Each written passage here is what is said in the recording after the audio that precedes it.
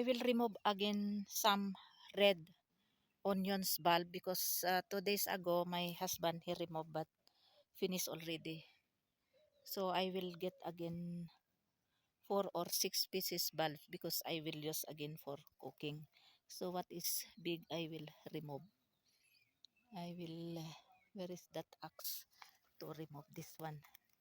This kind of tools I have to use to remove this red onions bulbs. Yan, like this one.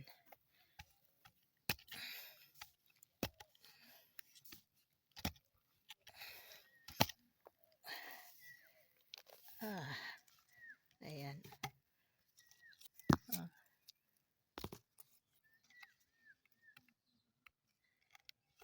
isa. Ayan, isa. And then, maliit oh.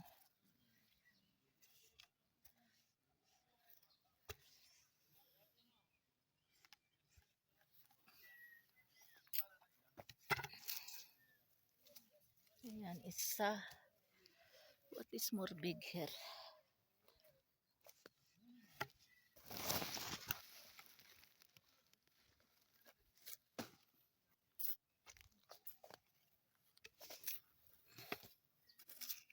This one.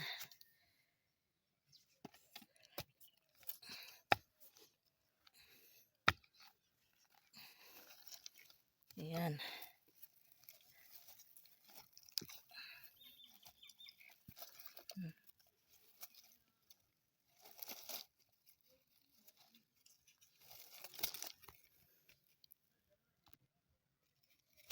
So, ito na yung aking nakuha. 4. So, dagdagan ko pa. This one.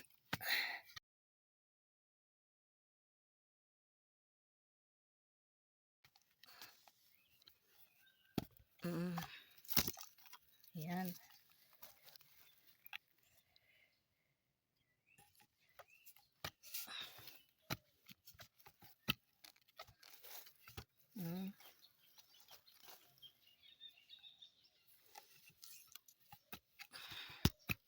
Ayan.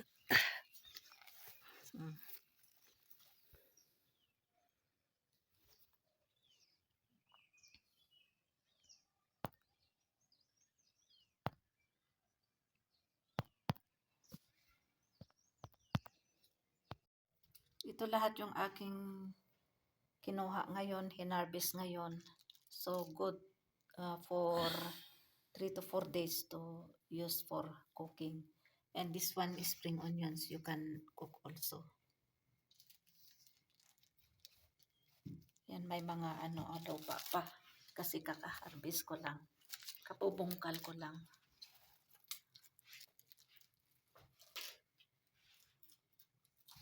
Yan. Matamis-tamis siya, manamis-namis. Yan. Fresh na fresh. Tapos pag naubos na naman ito, kukuha ako ulit. Pero baka bukas or after 2 to 3 days, i-harvest namin lahat. Yung onions namin.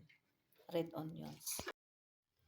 My simple dinner, white rice with little gravy of chicken curry. And I have still rice here. Then for them, chapati, my husband, Langga, and Fatma.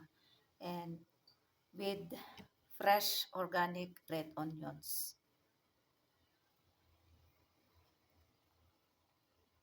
So, kain tayo ng dinner.